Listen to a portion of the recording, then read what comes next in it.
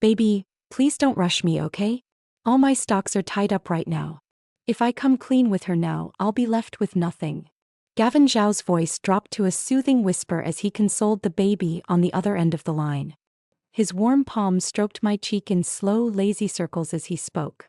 I was supposed to be fast asleep by now, knocked out by the sleeping pill Gavin had slipped me. But I'd only taken half. I was afraid of building up a dependency.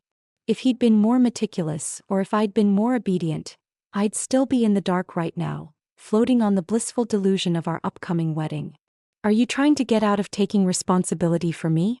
I know I don't have as much money as Chloe, but I really do love you. Gavin's phone volume was turned up high enough that I could clearly hear the tearful voice on the other end. My best friend Serena Song. I could picture her face perfectly, that delicate dewy-eyed expression she wore so well, like cherries fresh with morning rain, the kind that made men want to cup her chin and take a bite. By all rights, I should have sprung up right then, snatched the phone from Gavin's hand, and screamed obscenities at Serena before kicking him out of my bed. A dozen different confrontation scenarios flashed through my mind in rapid succession. I suppressed the rage building in my chest and kept my eyes closed, breathing steady, playing possum. They'd been sneaking around behind my back, scheming together to keep me in the dark. But what fun would it be to solve a puzzle the moment you're handed it? I wanted to see when Gavin planned to come clean. Would he wait until our wedding day? I know, and I really love you too. I swear I'll tell Chloe everything when the time is right. Gavin's voice was earnest, almost solemn. If I opened my eyes right now and saw the reverent expression on his face as he made that vow, I'd probably laugh out loud. It was the same look he'd had just a few months ago when he'd gotten down on one knee, clasped both my hands in his, and said with all the gravity in the world, "Chloe, I swear I'll spend the rest of my life doing everything in my power to make you happy." A few months.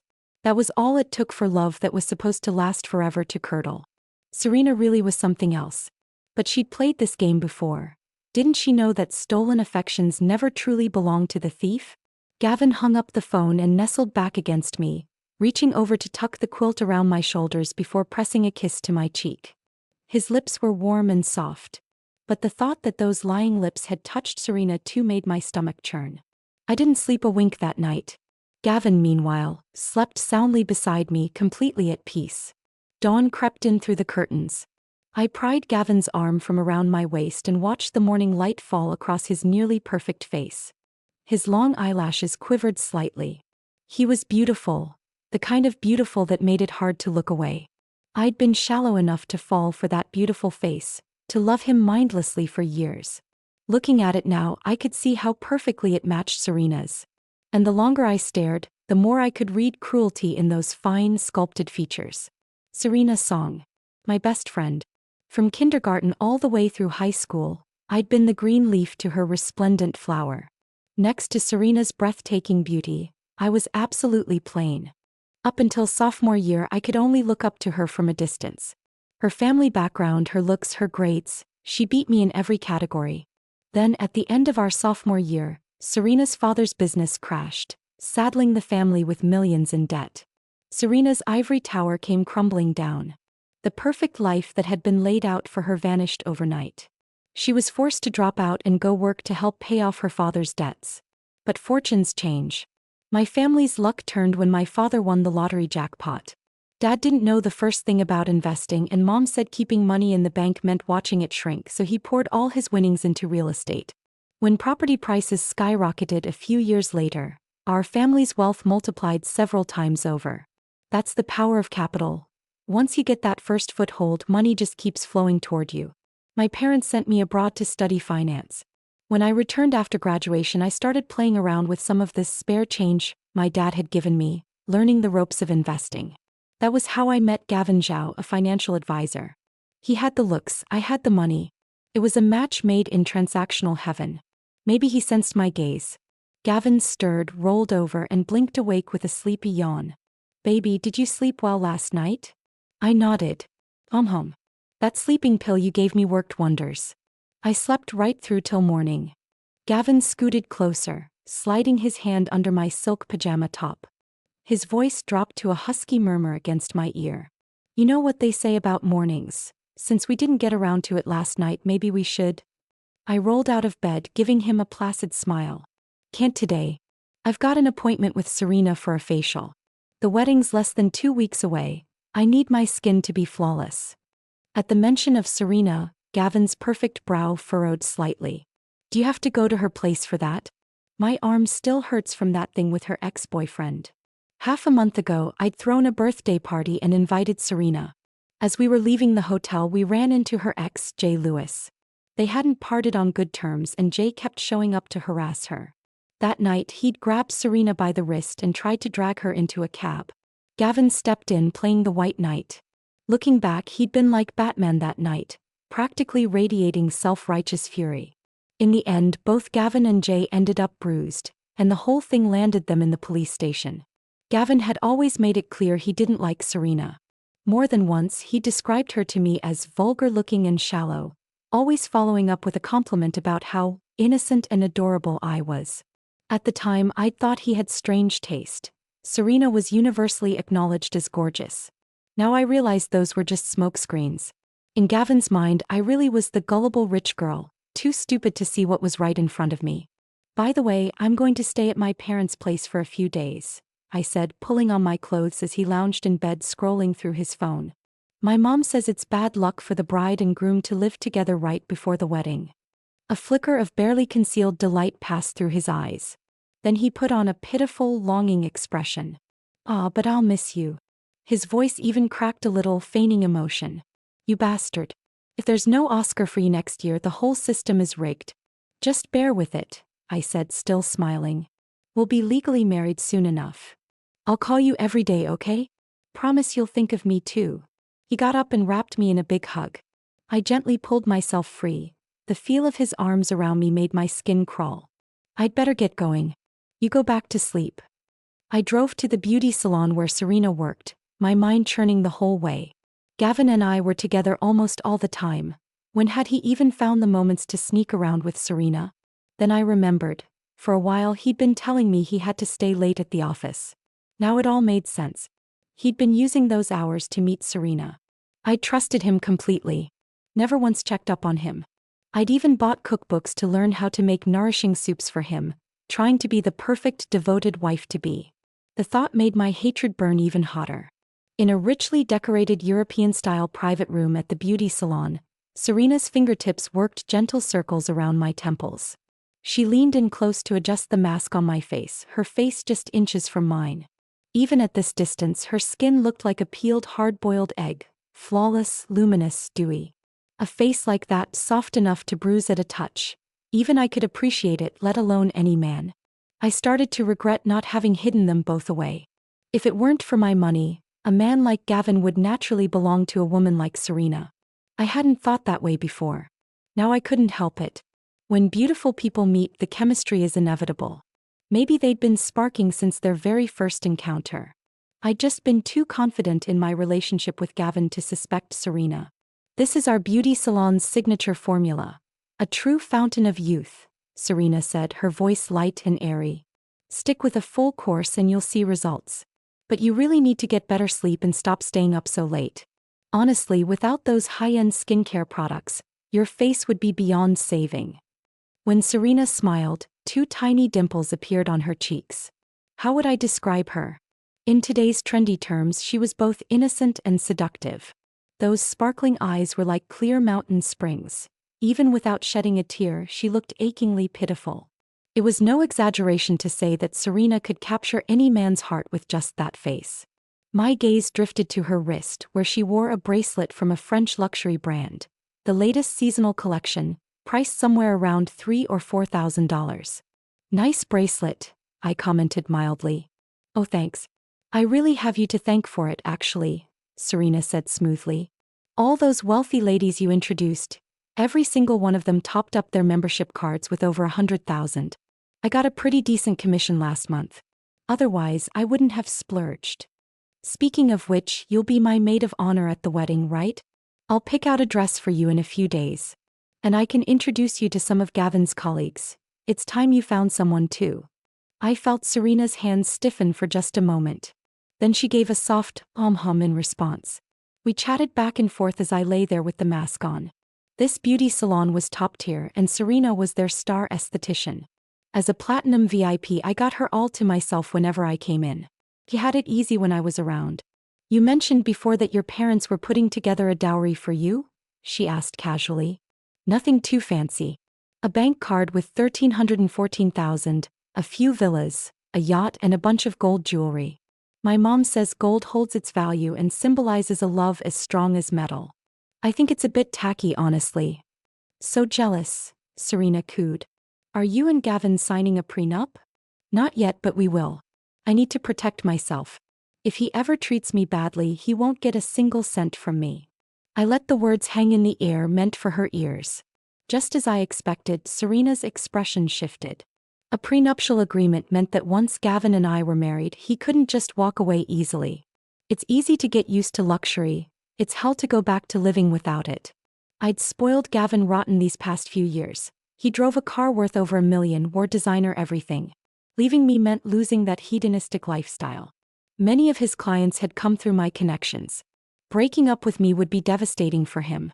Chloe, honestly, you should think carefully about this, Serena said, her face a mask of maternal concern. I really don't think Gavin is good enough for you. Your family is so well off. You should marry someone from a similar background. She didn't spell it out, but the implication was clear. Gavin was only after my money. I know. But anyone else would be the same. They're all poorer than me anyway. I don't mind spending a little money as long as I'm happy. Serena hadn't expected me to be so blasé about it. She sounded almost desperate. Aren't you afraid he only loves your money? I laughed. Who doesn't love money? I paused, then added, greed and lust are human nature. Beauty can be replicated. Wealth can't. Serena's face went pale. When the facial was done, Serena had another client waiting. I got dressed and walked out. At the reception desk, the staff member flashed me a practice smile and reminded me that my account balance was getting low. Would I like to top up? Normally, I wouldn't hesitate to throw in another few thousand. This time I just shook my head. My friendship with Serena was running on empty too. I got in my car and was about to drive off when I saw Serena running after me with a jar in her hands. She hurried to my window, pressing the jar into my palms. I almost forgot to give you this earlier. A client showed up right as you were leaving. It's a custom face cream from our beauty salon. Really nourishing for the skin. I took the jar, unscrewed the lid and gave it a sniff. It had the same subtle fragrance as the mask I'd just worn. Thanks. My skin's been in rough shape lately. At this rate, I won't even be presentable at the wedding. I tossed the jar into my bag. Serena leaned in, her voice urgent. Chloe, for best results you need to use a generous amount. Don't skimp. Got it. I've got things to do. See you later. I hit the gas, watching her figure shrink in the rearview mirror. I knew Serena. She wasn't the type to sit back and wait. That jar of cream she'd given me, I sent it to a friend who ran a lab to have it tested. The results came back. It contained a high concentration of salicylic acid. Too much on the skin would cause severe irritation, even chemical burns. Serena had made her move. 20 years of friendship and it meant nothing next to a man. I'd given Gavin space deliberately, wanting to see how he'd sneak around with Serena when I wasn't watching. I didn't need to do the tailing myself. Money could buy a perfectly competent private investigator. A few days later, I was lounging on my rosewood sofa at home, stroking my cat, when my phone buzzed with photos and video clips from the PI.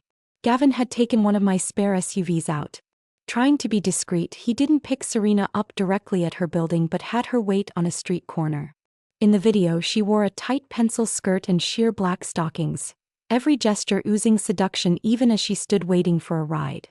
He couldn't take her back to our place and they didn't head to a hotel. Instead, Gavin drove them out to some deserted stretch of wilderness. The PI had a background in tabloid journalism. He knew how to frame a shot. Even in the pitch darkness of a secluded country road, I could see everything clearly through the car windows. Serena had stripped down to just her stockings, her red lips tracing Gavin's neck like a map of pleasure. Every pore of her body radiated pure, primal desire, and Gavin drank her in like a drought-stricken field finally tasting rain. They indulged their appetites without restraint, like animals in heat. What sickened me most was the timestamp. After they'd finished, Gavin had sent me a WeChat message saying he missed me, that he couldn't sleep without me by his side. Even rabbits don't graze on their own doorstep. But Serena had no such qualms. She climbed right up onto my head and made a mess of everything. My mother came in with a plate of sliced pears. I quickly tucked my phone away. If she'd seen those steamy images, her blood pressure would have shot through the roof. Look at you wearing ankle socks in the dead of winter. You'll catch something when you're old, Mom said, draping a blanket over my legs. I curled into her arms. Mom, I don't want to get married anymore. I can't bear to leave you. She patted my shoulder. Don't be silly. It's not like we'll never see each other. If it's really that hard, you and Gavin can just live here. There's plenty of room. Mom, you never really liked Gavin, did you? It was true. I could tell my mother's attitude toward him was lukewarm at best. My mother had lived through her share of storms. In the lean years, she'd sold street food with my father and slept in a shack. After our family struck it rich, my father made a serious mistake.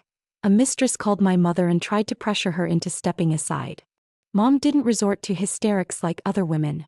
Instead, she used the wisdom she'd accumulated over half a lifetime to find my father's weakness and systematically dismantled the other woman. The lesson I'd learned from my mother was simple. A woman must keep control of her own money. I once read a book that said love is just a feeling, and the novelty of that feeling lasts at best 3 months. How long two people stay together doesn't depend on how deeply they love, but on what they're willing to put into the relationship. Whether I like him isn't what matters, Mom said. What matters is whether you like him. I just want you to find a man who'll be good to you, who'll love you and support you through everything. Such a simple, humble wish. But the simplest things are often the hardest to achieve. With so many temptations in this world, who can keep their head straight forever? Mom was sharp as a tack. Why are you asking all this? Did you and Gavin have a fight? I didn't want to keep things from her. Right now, I needed someone on my side. Not a fight. I found out he's cheating. With Serena. Mom frowned and clicked her tongue. Of all people, Serena. Remember when her father couldn't pay back those loan sharks, and you gave her $60,000 to help? And this is how she repays you. People really are two-faced.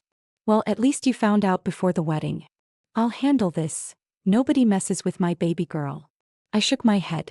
No, Mom. Let me deal with it myself, okay? She looked at me with worried eyes. Can you handle it? I'm afraid you'll let your emotions get the better of you.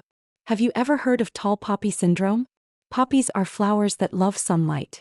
The shorter poppies always resent the tallest one because it blocks the light they depend on. When someone cuts down the tall poppy, the others feel a spiteful sense of justice. They're content to stay low, avoiding the same fate. I used to be one of the short poppies, content to grow in the dirt. But somehow I'd grown taller than all the others, and now everyone wanted to cut me down to size, as if to prove that fate was fair. They couldn't stand that a flower sprouting from the same soil had outgrown them. Ever since our family got rich, some people came to me for my money and others pulled away because of it. I wasn't as tough as I pretended to be. In the span of a single night, I'd lost both love and friendship. Late at night, when no one was watching, I'd lie in the bathtub and let the tears flow silently. It was time to fight back. My face was red and swollen, but of course, I hadn't been foolish enough to actually use Serena's special cream. Acid damage to the skin is irreversible. I'm allergic to mangoes, and even a tiny bit of juice makes me break out for days. I arranged to meet Gavin outside his office. When he saw me wrapped in a scarf and wearing sunglasses, his face filled with exaggerated concern. Baby, what happened to you? I took off the glasses to show him my blotchy, irritated face. I used that cream Serena gave me and this happened. I saw a doctor. It's an allergic reaction. It won't clear up in time. Looks like we'll have to postpone the wedding. What? But we already sent out the invitations. Couldn't you just tough it out? He was clearly unhappy about the delay, trying to talk me out of it. Come on, it's supposed to be once in a lifetime. Everyone wants to look beautiful on their wedding day. Look at my face. I can't even wear makeup like this. I pulled a box out of my bag. The phone the PI had rigged with surveillance software. You mentioned you really liked that diamond-studded phone a while back. I got it for you as a little consolation gift. The phone retailed for over $300,000, its casing encrusted with diamonds in a blinding display of opulence. Except the phone I gave Gavin was a knockoff. Those weren't real diamonds, just rhinestones. Before, I wouldn't have hesitated to buy him the real thing. But now, he didn't deserve it. He accepted the gift with barely concealed glee, turning it over in his hands. Baby, you're too good to me. I love you so much. He couldn't wait to pop his SIM card in, cradling the phone like a treasure.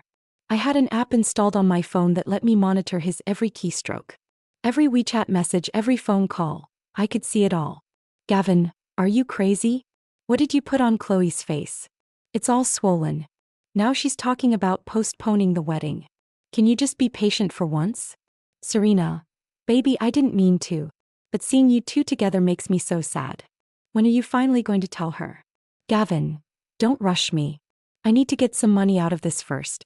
These past few years with her, I haven't gotten my hands on anything big. If I break things off now, I'm cutting off my own cash flow. Serena, are you really going to marry her? Then what about me?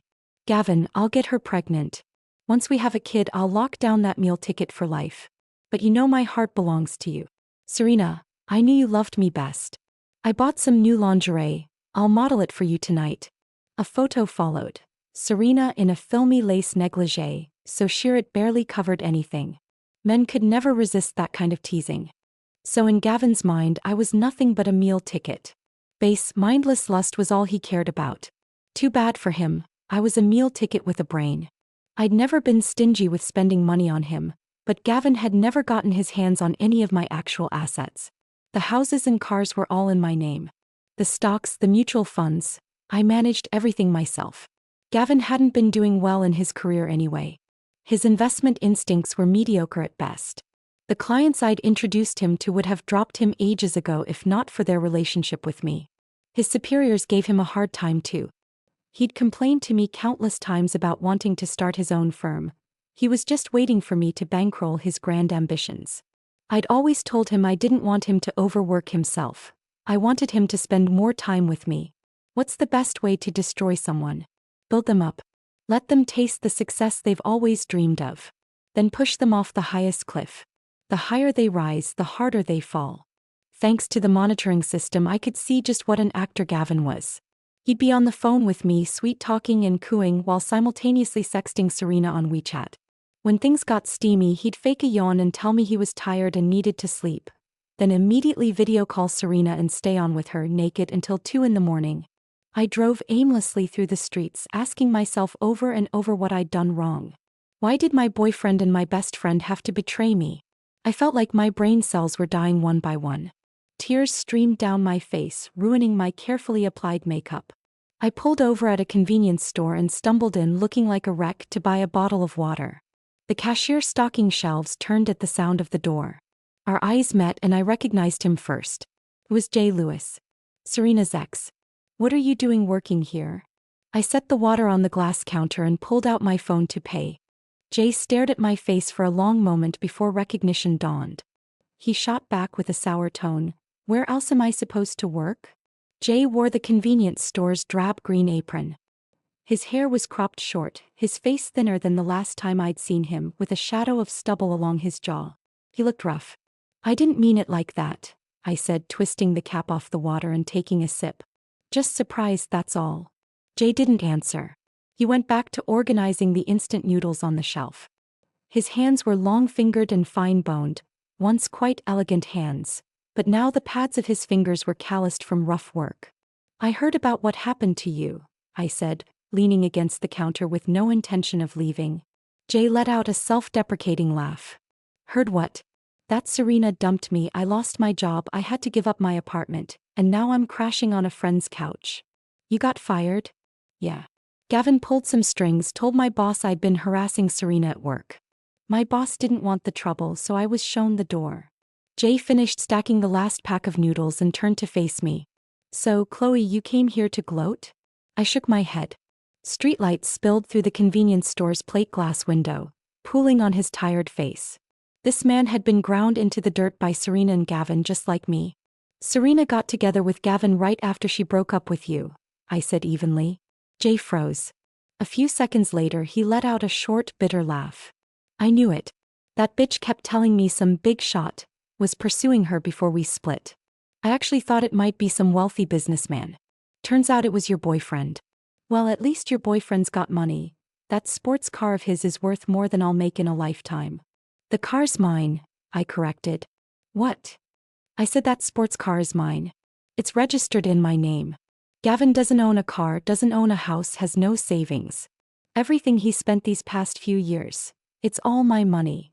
Jay's eyes widened slowly as the information sank in. The corner of his mouth twitched, eventually curling into a strange, crooked grin. Chloe, looks like we're both suckers. I drained the last of the water and tossed the bottle in the trash. Sucker, fine. But I'm done being one. Jay, do you hate Serena? Hate? Jay stepped closer, the glass counter reflecting the red in his eyes. I've never hated anyone more in my life. 3 years I was with her. I paid for her food, her clothes, her father's debts. Then she dumped me without a second thought and didn't return a single thing I'd bought her. After that, Gavin got my boss to fire me and word spread through the whole industry. Nobody would touch me. Now I can't even afford rent. What do you think? He was getting agitated now, his fingers gripping the edge of the counter until his knuckles went white. Jay, work with me. I'll help you get back on your feet. I'll never forget the spark that lit in Jay's eyes that night as he listened to my plan. He'd been crushed by life for so long that when someone finally offered him a way out, he grabbed onto it like a drowning man. Late that night, back home in my soft down comforter, I couldn't sleep. The monitoring app pinged with new messages. Gavin and Serena were deep in another heated exchange, already planning their next rendezvous for the following day. Watching their filthy words scroll across the screen made me feel like I'd swallowed a fly. At 3 in the morning, I got up, opened my laptop, and made a list of all my assets. Properties, cars, investment accounts, stocks, mutual funds, plus the dowry my parents had prepared for me. All told, it came to over $50 million. Get a grip, Chloe, I told my reflection in the mirror. My face was pale, dark circles under my eyes, but my gaze was clear. You don't owe anyone anything. First thing the next morning, I went to see my mother. She listened to my plan without a word, then brewed a pot of pu'er tea in silence. The brew was dark as ink. You're sure about this? She asked, handing me the steaming cup. I'm sure. What do you need me to do? Don't let Gavin come to the house for a few days. I don't want to see him. And if you get any strange messages, don't panic. I'll explain everything later. Mom nodded. All right. The way she said it was so matter-of-fact. That was our family's way. No matter what happened, Mom always focused on solving the problem first. I remembered when I was little, after my father had racked up gambling debts and the creditors kicked our door in. Mom had held me in the closet silent until the men left. Then she left me with a neighbor, went out herself and borrowed money from whoever would lend. 3 days later, Dad was on his knees in front of her, apologizing. She didn't ask for a divorce, she just took control of the family finances. My father never gambled again. The second thing Mom taught me, there's no obstacle you can't get past. It just depends on how you approach it. Back at my apartment, I set a daily spending limit on the joint account I'd set up with Gavin. It was supposed to be our shared account after marriage with $3 million in it and withdrawal permissions for both of us. I lowered the limit to $2,000 a day and froze all his supplementary credit cards. He wouldn't notice right away. By the time he did, I'd be ready to close the trap. The next 2 weeks were busy and productive. During the day I went to work. At night I had dinners and teas with my wealthy female friends, the ones I'd met at the beauty salon and the golf club. Several of them had purchased membership cards through Serena. Linda, Wendy, how much do you have left on your cards at that beauty salon? Let me tell you something. Over dinner, I sighed with practiced concern. I'm worried about Serena. She's been posting all this stuff on social media about her father's debts catching up with her again. I'm afraid she might cut and run with everyone's money. Maybe you should request refunds on your balances now, and recharge later once things settle down. The ladies exchanged glances. They weren't particularly close to Serena anyway. They'd only gotten the cards on my recommendation. The very same day, 3 of them called the beauty salon to demand their money back. Serena panicked, sending me a flurry of WeChat messages asking what was going on. I didn't respond. She tried calling. I hung up 3 times, then blocked her number. I had to move fast. The longer I waited, the more time they'd have to wriggle out. I made Gavin call all the relatives and friends himself to explain the wedding postponement. He was furious about it, but I can't face people with my face like this, was an argument he couldn't counter. The wedding was pushed back 3 months. On paper it seemed generous. In reality, it gave me all the time I needed to destroy them both. The PI kept tailing Gavin around the clock. In that first week alone, he got evidence of Gavin and Serena checking into 3 different hotels. He even caught Gavin coming out of Serena's building with lipstick smeared on his collar, beaming like the cat that got the cream. Serena followed behind him, handing him his coat like an eager little wife. I filed all the evidence in a password-protected folder I called source material. Every time I updated it, I couldn't help but smile coldly at the screen. One day, as I was listening to a voice message from Gavin saying, "Baby, I miss you so much today," my stomach turned. Then Jay called me with something he'd dug up. Serena's father had never actually been in debt. Those creditors, who'd been hounding him 3 years ago? She'd hired them. Actors. From an entertainment agency. What? I nearly dropped my phone. A friend of mine used to do business with Serena's dad. He said business was slow, sure, but not millions in debt slow. Those debt collectors were just extras Serena hired. She put on the whole show to convince her father to let her drop out of school. My head was spinning. What did Serena do after she dropped out? She went to Guangzhou. Got involved with some foreign trade guy who had a bit of money. She stayed with him for 2 years. He bought her a car. Then his wife found out and kicked her to the curb. She came back and got together with me. Jay's tone was flat, almost clinical. I only found out later. She told me she'd been working odd jobs to pay off her father's debts. I believed her like an idiot. Gave her over $100,000. And what did she do with it? Got herself some plastic surgery. So the whole thing about paying off her father's debts. All a lie. Jay laughed humorlessly. She's a con artist. She conned her father, she conned me, she conned you. I sat on the sofa and stared at the ceiling. Serena had been acting since the day she graduated high school. A poor, dutiful daughter's sob story, and she'd fooled everyone, including me. For more than a decade, she'd built her whole life around that lie. I remembered that summer afternoon in sophomore year, when Serena cried on my shoulder and told me she had to drop out and go work to pay off her father's debts. I held her and cried with her for hours. Later, after our family won the lottery, the first thing I did was transfer $60,000 to her account, telling her to pay off the loans. She took the money, wiped her tears, and said, "Chloe, you're the best friend I've ever had." Best friend? God, I'd been so stupid. Jay, we need to change the plan. I sat up straight, my fingers flying across my phone screen. I'm going to make her pay back every cent she ever took from me. That evening, I invited Linda and Wendy over for a game of mahjong. At the table, I casually mentioned, "Did you guys know that Serena's father never actually owed those debts? She lied to everyone so she could drop out of school. Then she went to Guangzhou and found some rich married man to support her. When his wife found out, she got dumped. Then she came back and conned me out of my money." The ladies' hands froze over their tiles. No way. Would I lie about something like this? I only found out recently. $60,000 just gone. Linda slammed her palm on the table. That woman is disgusting. I introduced her to half my friends. No, this can't stand. I'll make sure everyone in the circle knows what she's done, so nobody else falls for it.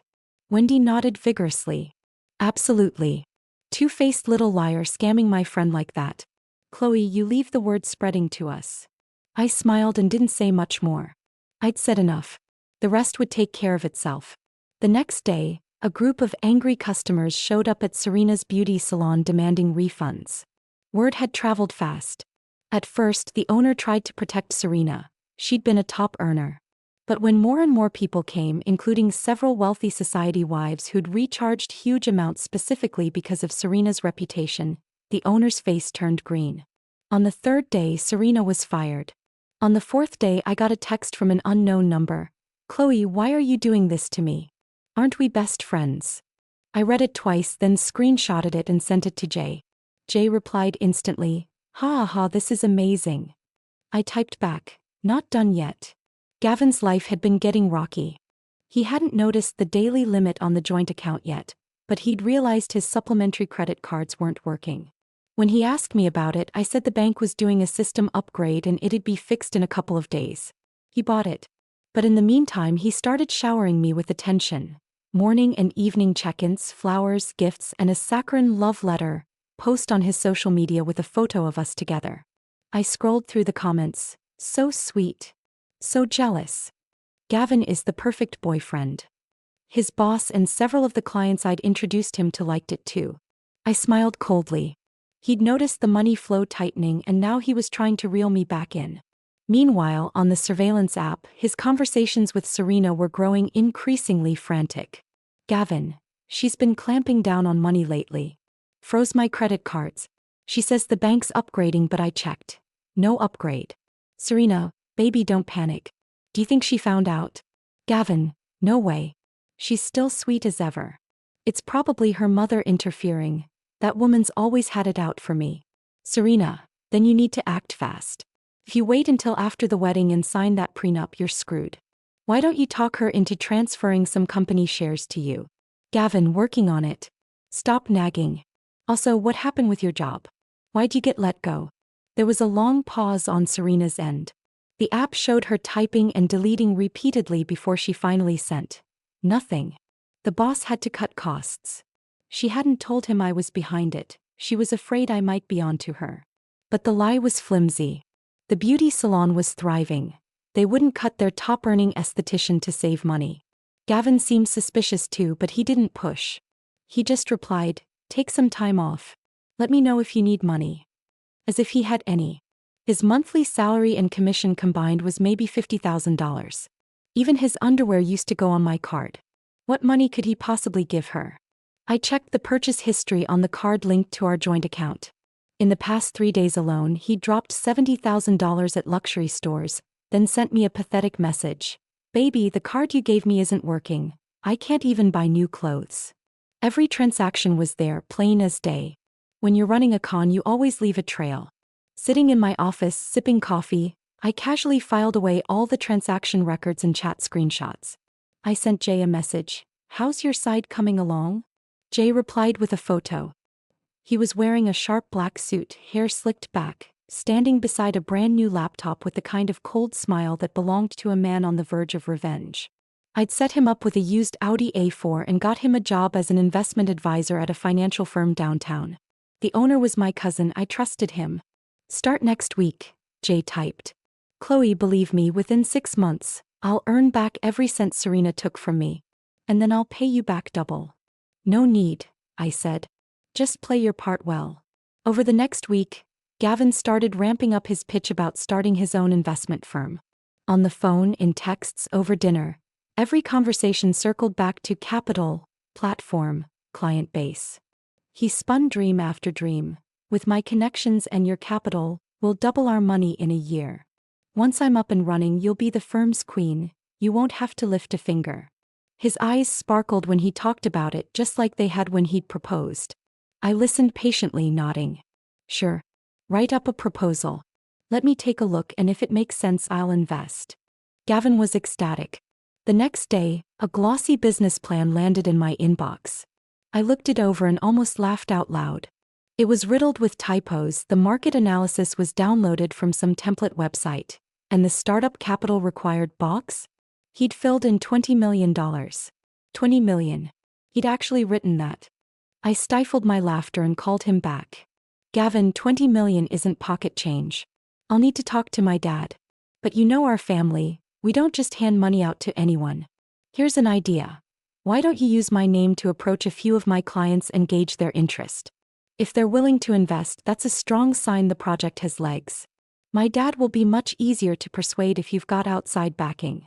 Gavin hesitated. "What if they don't think I'm credible? What are you afraid of? You're so capable. Several of my clients have praised you before." My voice was honey-sweet. "Go ahead and talk to them. The worst they can say is no." As soon as he hung up, I texted Linda and Wendy, "Ladies, a favor. In a few days, Gavin's going to come pitching an investment. Act interested, ask for detailed due diligence materials. But don't commit to anything, just say you need time to consider." Linda replied, "Got it. Happy to play along." Wendy sent an okay emoji. 3 days later, Gavin called me, practically vibrating with excitement. "Baby, Linda and Wendy are super interested in the project. They asked for more details." "Perfect, I knew you could do it," I said warmly. "Get those materials polished up.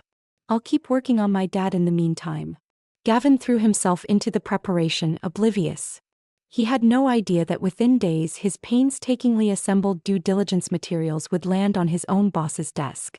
My cousin had connected me with one of Gavin's company executives, and I'd forwarded the package with a simple note. One of your employees is soliciting investments under your company's name. Are you going to do something about it? Of course, that was still a few days away. I had to time everything perfectly. When I closed the trap, I'd close it for good. Meanwhile, Serena's world continued to crumble. After being fired from the beauty salon, she scrambled for work anywhere. But the high-end beauty industry was a small circle and word traveled. Within days, everyone had heard. Serena was a con artist, had seduced her friend's boyfriend, had borrowed money she never repaid, had been kept by a married man. No salon would touch her. Even the cosmetics counters in department stores turned her away. Between the prepaid cards and direct transfers, I'd given Serena nearly $1 million. I had my lawyer draft a demand letter, polite in tone, only mentioning the $60,000 transfer with a copy of the bank statement attached. It said, "In consideration of our prior friendship, we will not pursue interest at this time. Please settle the full amount within 15 days. Otherwise, legal action will be taken." I didn't send it directly to her apartment. Instead, I had the property management accidentally leave it in the communal mailbox area. With dozens of families in the building, plus the constant flow of delivery drivers and food couriers, anyone could pick it up. Serena lived in an older shared apartment building, full of nosy retirees who specialized in gossip. The demand letter was barely there a day before the whole building knew that the woman in 402 owed hundreds of thousands and wouldn't pay. Serena called me from 3 different burner numbers. I answered one. "Chloe, what the hell do you want?" Her voice was sharp and shrill, all pretense of vulnerability gone. "You ruined my career and now you're humiliating me in front of everyone. What do you want?" "Serena." I spoke her name evenly. "You took my money for plastic surgery, you bought handbags, and you spread your legs for my fiancé. What do you think I want?" A few seconds of silence. "Why, you know. I'm not stupid, Serena. Remember back in middle school when we were watching that palace intrigue drama together, and I said if I were the empress, I wouldn't let the imperial consort have the last laugh? Did you think I was joking?" "Chloe, let me explain." "Go ahead. I'm listening." I took a sip of my coffee and leaned back against the window. Gavin came on to me first. Serena's voice cracked into sobs. He got drunk one night and called me, said you didn't care about him, said he was lonely, and then Chloe, I was passive, I swear I was passive. Save the theatrics. I laughed. Passive enough to go park out in the middle of nowhere with him? Passive enough to wear lingerie for him? Passive enough to call him baby? Serena's hiccuping sobs stopped dead. "I've got everything. Screenshots, hotel receipts, the car footage, the whole thing, high definition." I said it slowly, letting each word land. "Imagine if I sent those to your family group chat. To your father's phone. To Gavin's company group chat. That would be quite the show, wouldn't it?" "Chloe." Serena's voice shifted from crying to genuine fear. "Please. We grew up together. You can't do this to me. 20 years of friendship, and you spread your legs for my fiancé?" I cut her off. "Stop crying. I want my $60,000 back by the end of the month, or I'll see you in court. And don't think I don't know about that married man in Guangzhou. If you don't want your father to find out you lied about dropping out of school, you'll find a way to get that money together. Pay me back and we're done." I hung up and tossed the phone on the desk. I let out a long, slow breath. The afternoon sun was blinding outside. Children were flying kites in the courtyard below, their laughter drifting up through the window. The world looked just as bright and carefree as ever. But something in my chest felt hollow. I spent the rest of the afternoon staring at my phone, scrolling through old photos with Serena. There we were in our school uniforms, pigtails and braces. There we were at sports day, arms around each other, cheering like maniacs. There she was tutoring me in math while I doodled turtles in the margins of my notebook. 20 years. 2/3 of my life had Serena in it. Gavin's betrayal I could handle. A man I'd been with for 3 years, who was ultimately just a gold-digging con artist, plenty of those in the world. I was just unlucky enough to have fallen for one. But Serena?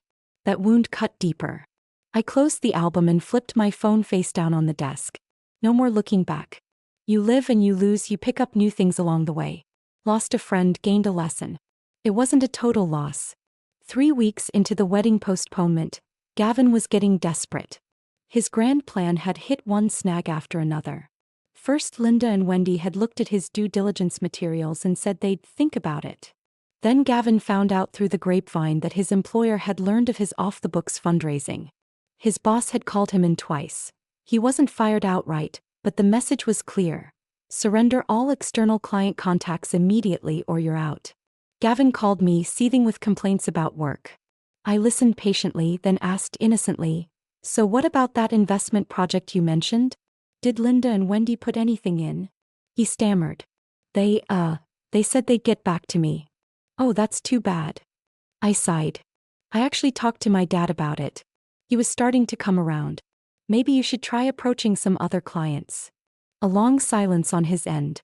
Then abruptly, "Chloe, you've changed." My heart skipped. "What do you mean?" "You weren't like this before. Before you trusted everything I said. You backed me up on everything." His voice dropped into that false note of wounded pride. "Now you're cold. Distant. Did I do something to upset you?"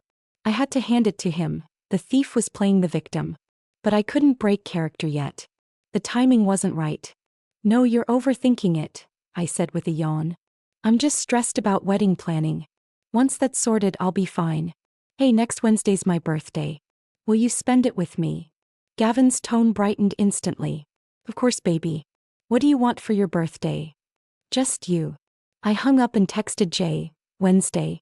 My birthday party. Go time." Jay replied, "Okay." I booked a private club perched on a hillside, with a terrace overlooking the entire city skyline. I invited about 20 friends, Linda, Wendy, and a few close classmates from childhood. Gavin, of course, was the star of the show. I told him he'd be giving the opening toast as the groom-to-be. I didn't invite Serena, but I knew she'd come. Jay had coincidentally let slip that Chloe would be announcing her wedding date at the party. Serena couldn't resist crashing. On the day of the party, I chose a deep burgundy velvet gown with silver stilettos. I swept my hair up and wore pearl drop earrings. The woman in the mirror had bright red lips and clear, luminous eyes. I'd lost weight over the past few weeks. My jawline was sharper, my features more defined. Gavin arrived early in the navy suit I'd bought him, a rose tucked into his breast pocket. His face lit up when he saw me. "Baby, you look stunning tonight." He leaned in for a kiss. I turned my head at the last second, letting his lips brush air. I laughed and pushed him gently away. Patience. Plenty of time for that later. At 7, all the guests had arrived. The terrace was decorated with flowers and canapes, strings of golden lights swaying in the evening breeze. I stood in the center with Gavin on my arm, smiling at the crowd. "Thank you all for coming to my birthday party. Tonight was supposed to be our wedding, but even though it's postponed, our love hasn't changed." There was applause and cheering. Gavin put his arm around me, beaming like the perfect fiancé. I glanced at my phone, then at the entrance. And then the door opened. Jay Lewis walked in, dressed in a sharp suit, holding a gift box. He looked completely transformed. The defeated man from the convenience store was gone. The club staff didn't stop him. His name was on my guest list. Gavin's smile froze. What was Serena's ex doing here? Jay strode up to us and handed me the box. "Happy birthday, Chloe. It's nothing fancy, but it's from the heart."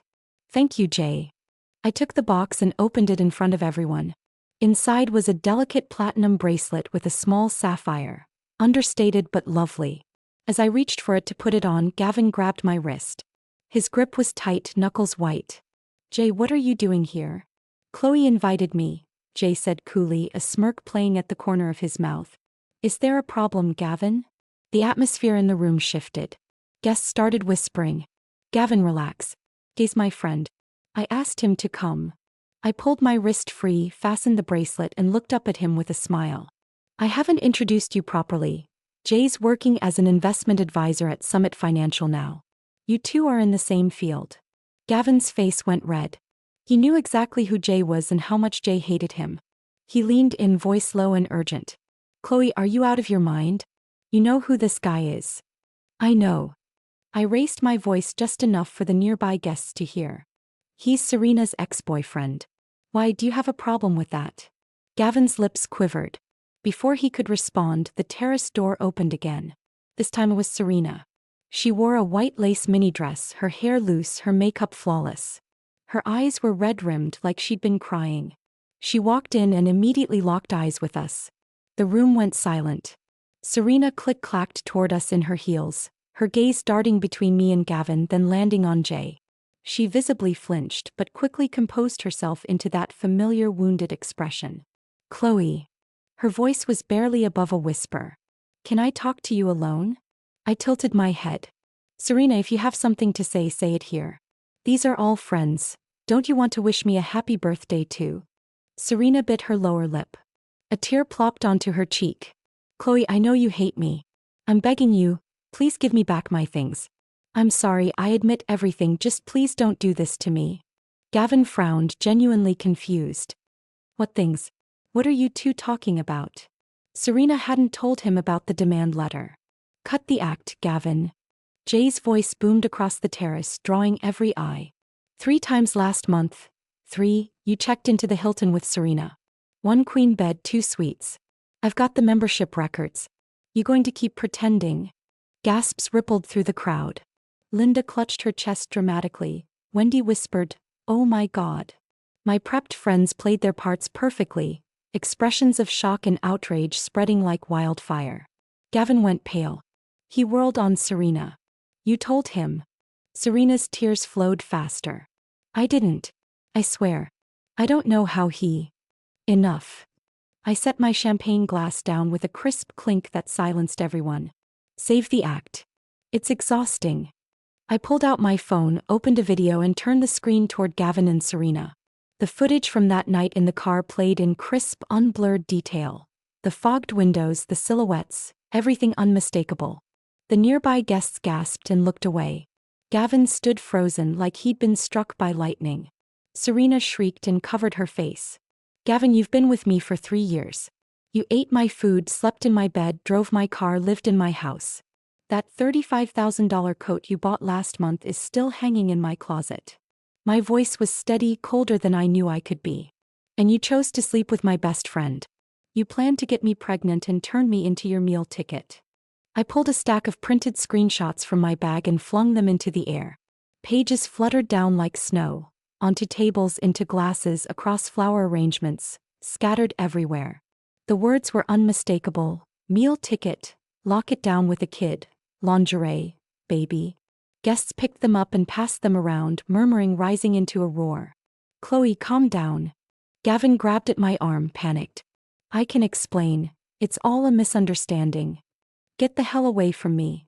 I wrenched my arm free, my voice like ice. Gavin's face cycled through colors: pale, flushed, green. His mouth opened and closed, but no sound came out. Serena was on the floor, scrabbling for the papers, her fingers shaking. The club's security appeared. I'd arranged it in advance. 2 large men flanked Gavin. "Sir, please leave." Gavin struggled, his suit wrinkled and his tie askew, sweat plastering his hair to his forehead.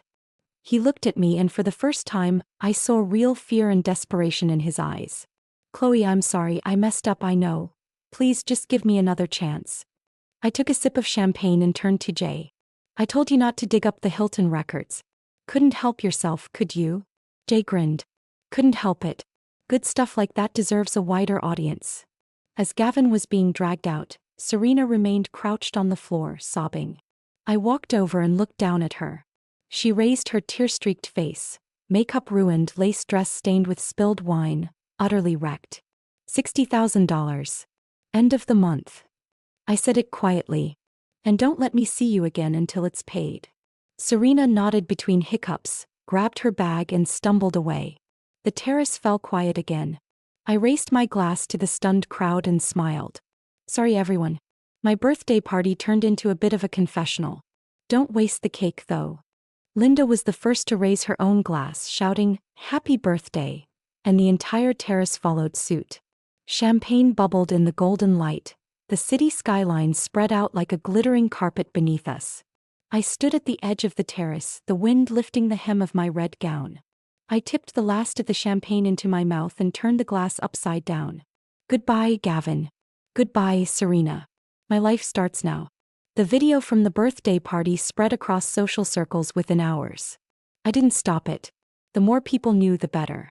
Screenshots of Gavin's cheating and those explicit messages went viral in a dozen group chats, headlined "Broke Bum Loses Golden Goose." Views hit six figures by the end of the day. Gavin's company fired him the next morning. Between the off-the-books fundraising and the public humiliation, they didn't even bother with formalities, just sent him a termination notice and withheld his final paycheck. Several of the clients I'd introduced him to cut ties immediately. One older gentleman who'd been on the verge of letting Gavin manage his accounts called me directly. I told him, his character's compromised. I'd be careful if I were you. He hung up and dropped Gavin before the conversation was even over. Serena's life was even worse. She'd already been blacklisted from the beauty industry. Now the scandal made sure no legitimate employer would touch her. Her father somehow got wind of the fake debt story and called her screaming for over half an hour. Her mother was sobbing in the background. Her father's final words, "That's $60,000 you owe Chloe? You're on your own. We're not paying a cent." Serena sent me $3,000 with a note. "First installment. I'll pay the rest in installments." I didn't return it. Jay kept me updated on the battlefield. He saw Serena at the mall being turned down for a counter position. He saw her moving out of her apartment. Her roommate had finally had enough. He spotted her resume on a recruitment site. Administrative assistant, monthly salary $6,000. $6,000 a month, Jay laughed over the phone. That'll take her 8 years to pay you back. I paused. Jay, when are you going to stop?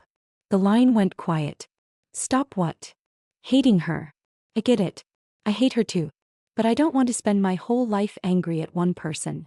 I leaned back on my sofa, staring at the ceiling light. Once she's paid me back, I'm done with her. How long are you going to hold on to that hate? Jay was quiet for a long moment. Then he said softly, "You're right, Chloe," and hung up. I don't know if he'd really let go. But that was his journey, not mine. My own life needed a fresh start. First I moved, not out of the apartment entirely, but I gutted it. New wallpaper, new furniture, every trace of Gavin gone. The $35,000 coat went to charity. His clothes and shoes filled 6 trash bags and got hauled away. I scrubbed him from my phone, deleted his number, deleted every photo, unfollowed him on everything. Clean slate. Like he'd never been there. When it was all done, I lay on the new sofa staring at the new ceiling light and felt a weight lift off my chest. I could breathe again. I called Gavin. Yeah. His voice was hoarse, defeated. Chloe. Don't say my name. I cut him off. I've given you a week to get your things from the apartment. I packed everything, your personal stuffs in boxes. The luxury items I bought, donated or tossed. Coordinate with the building management for pickup. Chloe, listen, I know I messed up. 3 years, Gavin. Do you think I'm that stupid? My voice was calm, measured. You've been after my money since day one. The day you proposed, you were still texting your ex. You just didn't think I'd find out. Silence. And the Patek Philippe you took from me? Return it within a week, or I'm filing a police report for asset theft. Think about how that'll look on your record. I'll drop it off. Good. Bye. I hung up and let out a long, slow breath. The evening sun painted the whole room in gold. Outside, children were laughing, chasing each other through the courtyard. From the neighbor's kitchen drifted the smell of cooking. Ordinary, mundane, and suddenly wonderful. I took a few weeks off and flew to Miami. Slept in, walked on the beach, floated in the hotel pool, ate seafood at night. Eating alone wasn't so bad. Nobody to compromise with, nobody to argue over the phone with. I could order 3 different types of shrimp and take my sweet time. On my last day in Miami, I lay on a deck chair scrolling through social media and saw Serena's final post. A photo of a subway car, captioned "Fresh Start. Moving forward." She wore a plain white t-shirt, her hair pulled back, looking tired but determined. I liked the post, then deleted her contact from my phone. That night back home, my mother made a feast. She didn't ask any questions, just put a piece of braised pork on my plate and said, "You're too thin. Eat." My father across the table poured me a glass of red wine and cleared his throat. "You've been through a lot, kid." That was my parents. Quiet, supportive, never burdening me with their anxieties. Later, I curled up on the sofa with Mom and watched a drama series. When the male lead got caught cheating in episode 3, we both rolled our eyes. This screenwriter ever met a normal man? I asked. Mom crunched on sunflower seeds. Normal men don't get put in dramas. We cracked up, wheezing with laughter. Gavin returned the Patek Philippe via courier. Inside the box was a note with 2 words, "I'm sorry." I had the watch cleaned, appraised, and sold it for $20,000, all of which went into my mother's grocery account. Jay meanwhile was thriving. My cousin's firm wasn't huge, but Jay had actual skill and my cousin gave him a leg up. Within 2 months he'd closed 2 deals and earned over $100,000 in commission. He called me, buzzing with excitement, insisting on taking me out for dinner to say thanks. "No need," I said. "Jay, the best decision you ever made was working that night shift at the convenience store." He laughed. "Chloe, you've got a vicious mouth." "Right back at you." We ended up having that dinner at a hot pot place. Jay wore a crisp white button-down with the sleeves rolled up, looking a million times sharper than he had at that convenience store. He told me about his new projects over simmering tripe, about the friends he'd made at work, about the apartment he'd rented with a balcony, finally off the friend's couch. His eyes lit up as he talked.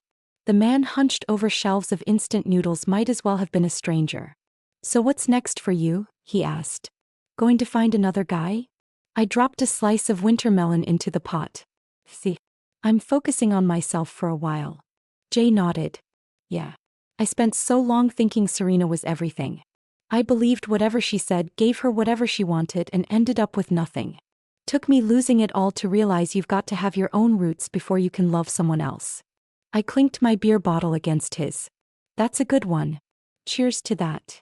He drained the bottle, set it down, and looked at me. "Chloe, when you're ready to date again, put me at the top of the list." I nearly dropped a piece of tripe with my chopsticks. "Are you serious?"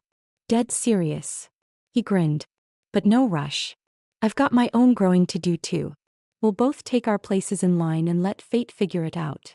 I rolled my eyes and shoved the tripe into my mouth, but I couldn't stop the corners of my mouth from lifting. After dinner, Jay walked me home. The spring air was soft, streetlights stretching our shadows long on the pavement. He waved goodbye from the steps of my building. I turned back to look at him. "Jay." "Yeah. You keep going too." He smiled, turned, and disappeared into the night. I unlocked the door. The light in the entryway was on. Mom had left it for me. On the coffee table was a plate of sliced cantaloupe and a note. "Sweetie, there's snow fungus soup in the fridge. Drink it. Love, Mom." I curled up on the sofa with the bowl of soup and turned on a random variety show. The people on screen were laughing hysterically and I laughed along with them.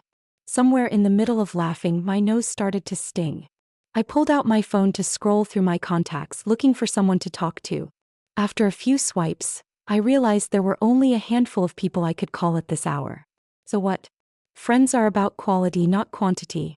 Serena was gone, but other people would come. Linda and Wendy were closer to me than ever now. We played mahjong, went shopping, had facials together, and laughed nonstop. My cousin introduced me to a girl who'd started her own cross-border e-commerce business.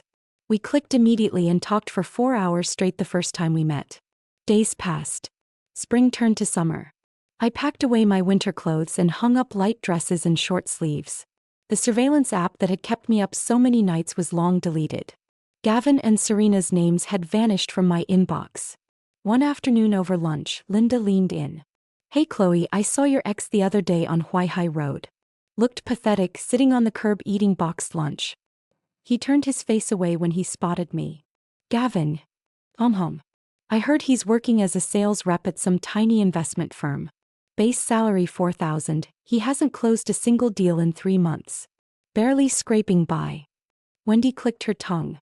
"Serves him right. Never thought twice about scamming our friend back then."